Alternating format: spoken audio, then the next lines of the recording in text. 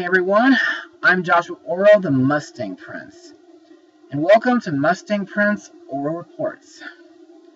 So, after blogging Venom last episode, tonight we're going to talk about another Marvel character, but this time in the actual Marvel Cinematic Universe.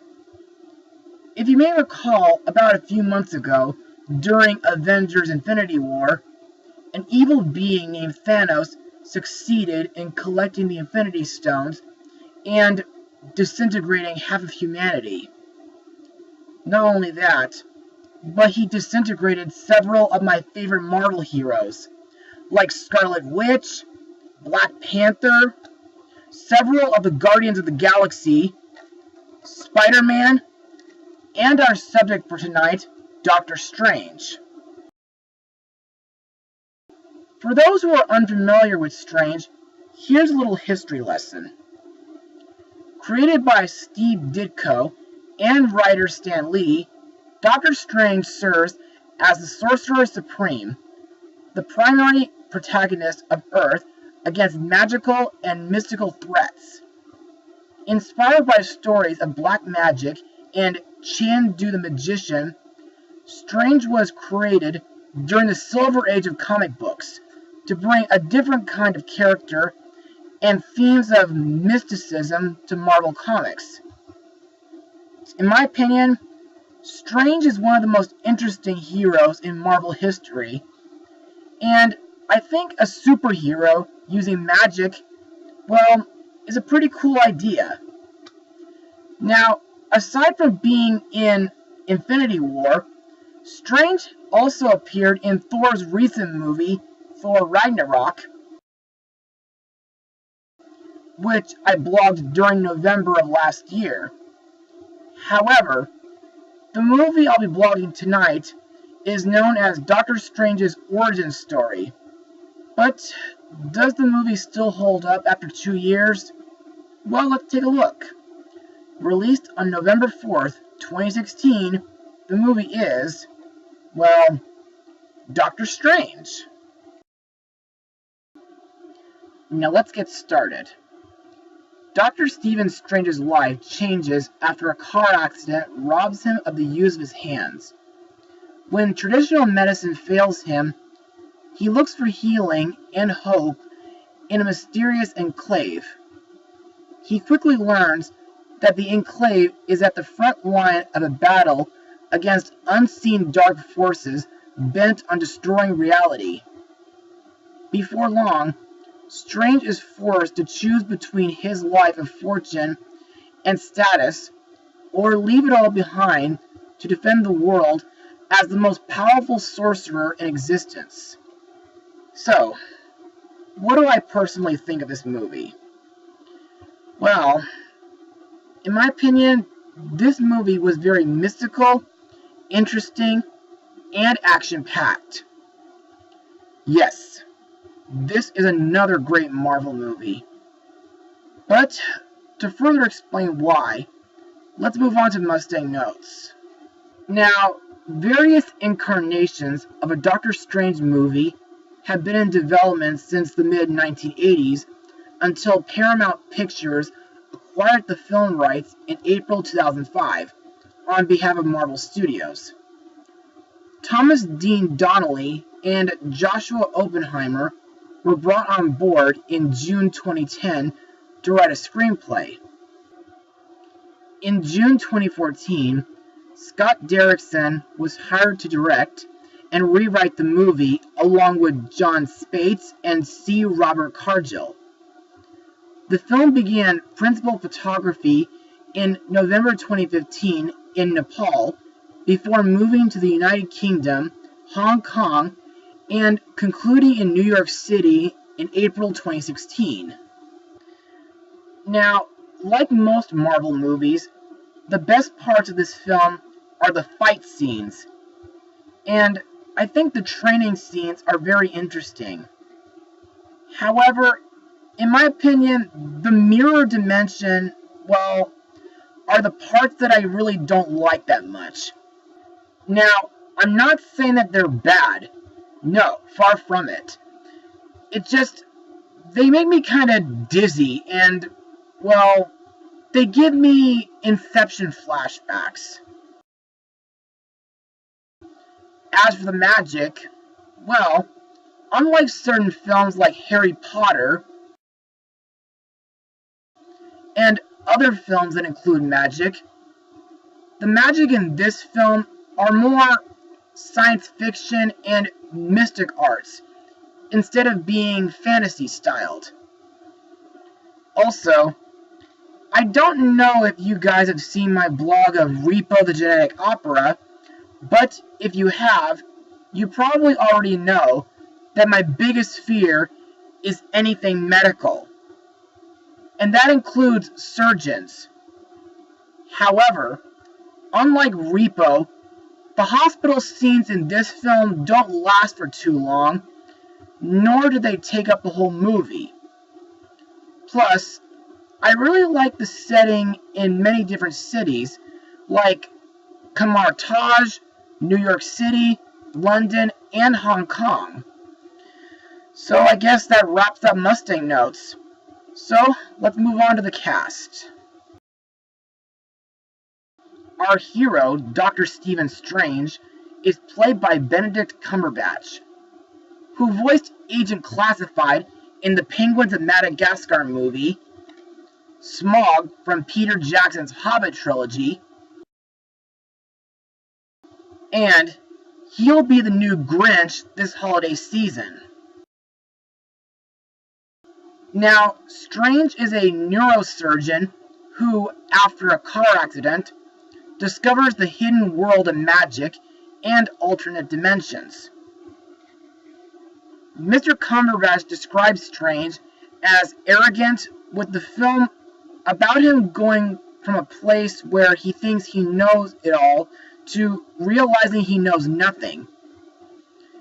In this story, Strange's abilities include casting spells with tongue-twisty fun names, creating mandalas of light for shields and weapons, and creating portals for quick travel around the world.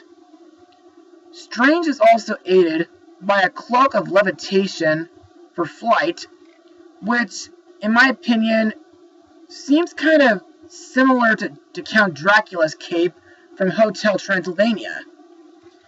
And Strange has the Eye of Agamotto, a relic containing an infinity stone which can manipulate time. Cumberbatch took great care in defining physical movements and gestures for the spells, knowing that they would be noted and studied by fans. Next we have Christine Palmer, played by Rachel McAdams, who got to be in the Sherlock Holmes movies, and she voiced in the 2016 Little Prince movie.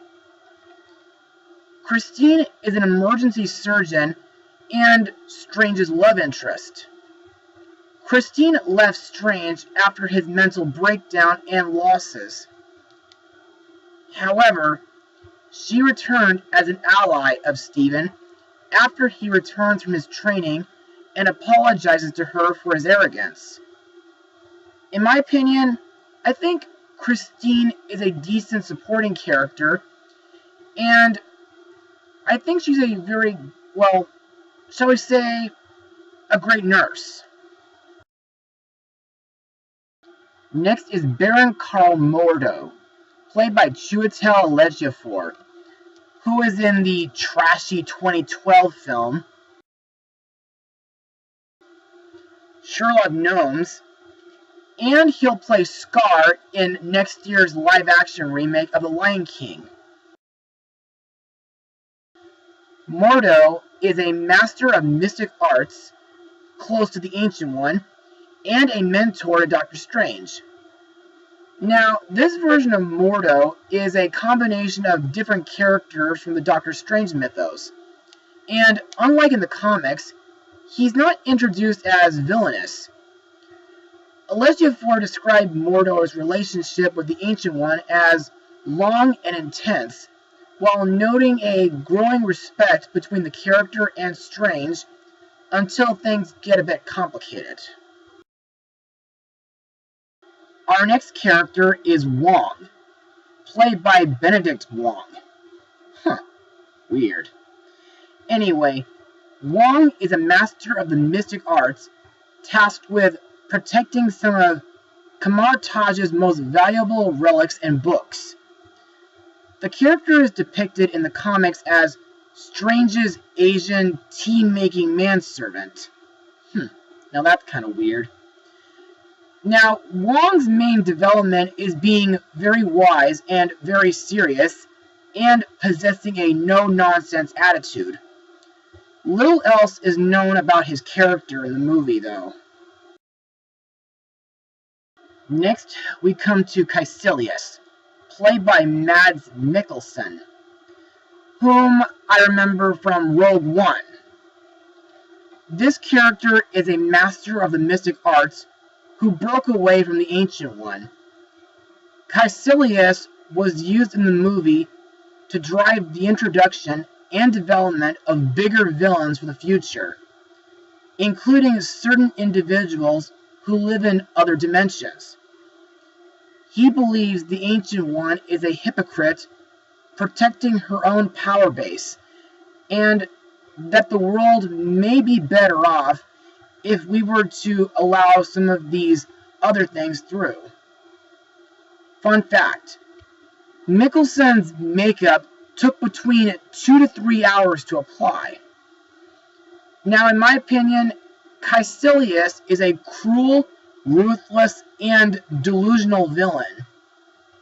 His goal is, well, he's determined to defeat the Ancient One and bring immortality to the world by bringing the dark dimension to Earth. Finally, we come to the Ancient One, played by Tilda Swinton, who previously played Jadis the White Witch from the Narnia movies, and she voiced an oracle dog from Wes Anderson's The Isle of Dogs. The Ancient One is a Celtic mystic who becomes Doctor Strange's mentor. The character in the comics was originally a Tibetan man, a situation that co-writer C. Robert Cargill compared to the Kobayashi Maru, an unwinnable training exercise in the Star Trek universe. Now, in my opinion, the Ancient One is serious, wise, and she has a heart of gold. And now, let's move on to my final words. Overall, Doctor Strange is another great Marvel movie. It does a great job telling Strange's backstory, as well as mixing magic, action, and sci-fi together. The fight scenes were interesting, though one made me feel a bit dizzy, and the setting in Kamar Taj, as well as New York, London, and Hong Kong were really good. Plus, several characters were very interesting, like Mondo, Wong, and the Ancient One. Plus, Doctor Strange himself, makes an amazing hero. And I pray that he, along with the other Avengers, will be restored after Thanos is defeated. But, for now, we'll have to wait for Captain Marvel's movie before we see the next Avengers movie. As for my rating, I'll give Doctor Strange an 88% out of 100. That's all for now, everyone. Be sure to join me again next time as we move away from Marvel and on to DC, where we look into an underrated animated movie which features one of Batman's most threatening enemies, Mustang Power.